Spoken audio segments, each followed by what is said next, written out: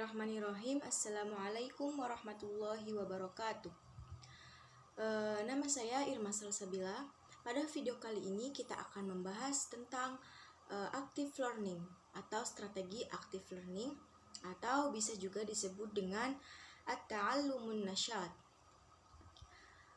Di video kali ini kita akan membahas apa itu at-ta'allumun nasyat, lalu apa urgensinya, lalu ada juga karakteristik dan tujuan, dan asas, kemudian ada peran guru dan peran siswa, ada perbedaan antara pembelajaran aktif dan juga pembelajaran tradisional, dan yang terakhir ada contoh-contoh active learning.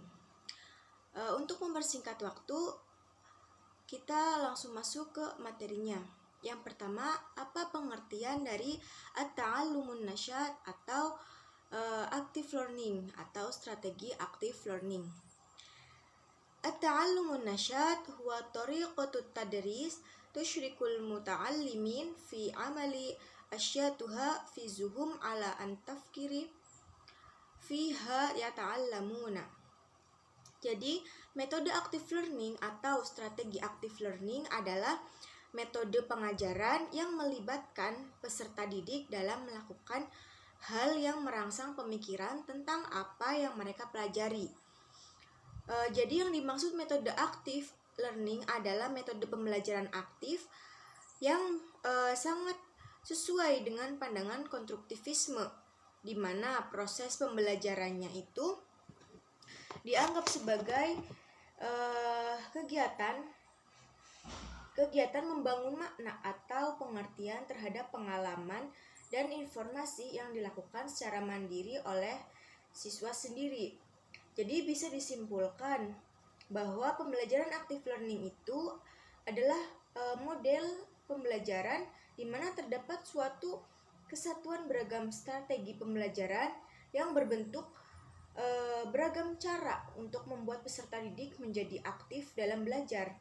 Jadi dalam metode ini itu 80% kelas dikuasai oleh siswa, sedangkan 20%-nya lagi dikuasai oleh guru. Jadi guru dalam metode ini itu lebih pasif daripada siswa. Jadi siswa itu lebih aktif dan guru lebih pasif. Lalu yang pembahasan yang kedua itu ada urgensi.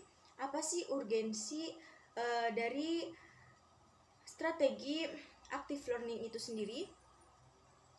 Urgensinya yaitu yang pertama, banyaknya kesempatan untuk membaca, mendengar, melihat, mempraktekkan, dan mendiskusikan materi pembelajaran sehingga siswa menjadi lebih aktif. Yang kedua, mencegah sesi monoton dalam pembelajaran. Yang ketiga ada mendorong interaksi antara siswa dengan guru. Dan yang terakhir itu siswa terlibat secara optimal dalam proses pembelajaran itu sendiri. Kemudian apa karakteristik dan tujuan dari at-ta'allumun nasyat atau pembelajaran atau strategi active learning? Karakteristiknya itu ada 7. Yang pertama, meningkatkan keterlibatan siswa dalam pekerjaan dan membuat belajar menjadi lebih menyenangkan. Yang kedua itu merangsang siswa untuk meningkatkan produksi. Yang ketiga, mengembangkan hubungan sosial siswa dengan siswa lain ataupun dengan guru. Yang keempat, membangun kemampuan untuk berpikir dan meneliti. Yang kelima, murid mengikuti aturan dan mengembangkan sikap dan nilai positif di dalamnya. Yang keenam, membantu dalam menemukan interaksi positif antara siswa.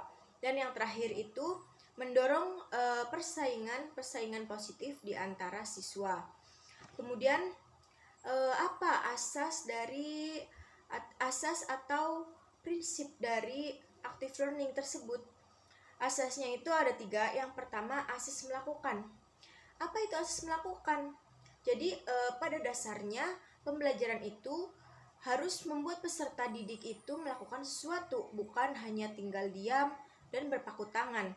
Yang kedua yaitu ada asas menggunakan alat indera, menggunakan semua alat indera. Jadi apa maksudnya? Dalam pembelajaran hendaknya mengaktifkan semua alat indera untuk memperoleh informasi dan juga pengetahuan yang didapat dari guru. Kemudian ada yang ketiga, yaitu yang terakhir, asas eksplorasi lingkungan. Apa yang dimaksud dengan asas eksplorasi lingkungan? Asas eksplorasi lingkungan itu adalah pembelajaran yang aktif itu memanfaatkan lingkungan sebagai sarana media atau sumber belajar. Lalu, apa saja peran guru dan peran siswa dalam strategi active learning ini? Peran guru yaitu menyajikan materi penting dalam pembelajaran secara menarik, merangsang peserta didik untuk mengajukan pertanyaan dan memberi tugas yang menantang dan lain sebagainya. Yang kedua yaitu ada peran siswa. Apa sih peran siswa dalam strategi active learning ini? Jadi peran siswa dalam strategi active learning ini itu mengikuti pembelajaran dengan hikmat, aktif bertanya ataupun menjawab dan lain sebagainya. Lalu ada perbedaan antara active learning dengan pembelajaran tradisional. Adapun perbedaannya, yang pertama, active learning itu lebih berpusat kepada siswa, sedangkan pembelajaran tradisional itu lebih berpusat kepada guru. Yang kedua, active learning itu mempunyai banyak strategi, sedangkan pembelajaran tradisional itu hanya monoton, strateginya hanya berupa ceramah, dan ceramah.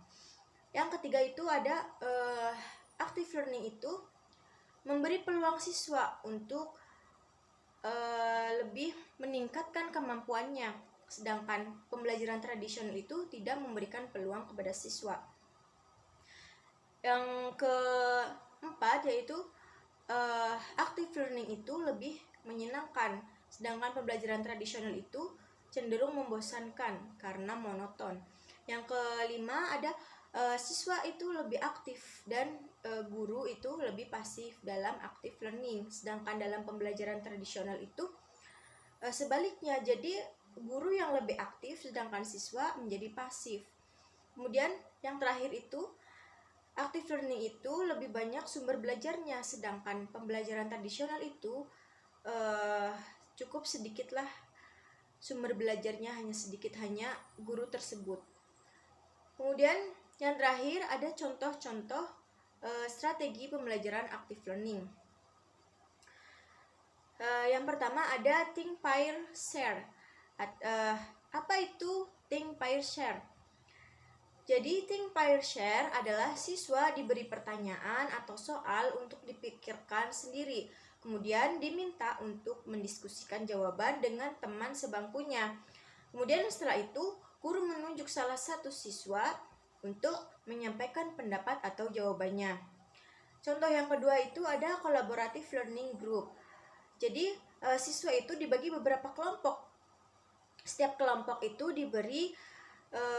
dibentuk ketua dan juga penulis. Kemudian diberikan tugas untuk dibahas bersama, di mana seringkali tugas tersebut itu berupa pekerjaan rumah. Lalu yang ketiga ada student lead review session, yaitu pengajar hanya bertindak sebagai narasumber dan fasilitator. Jadi peran pengajar digantikan oleh siswa. Mungkin hanya itu yang dapat saya sampaikan.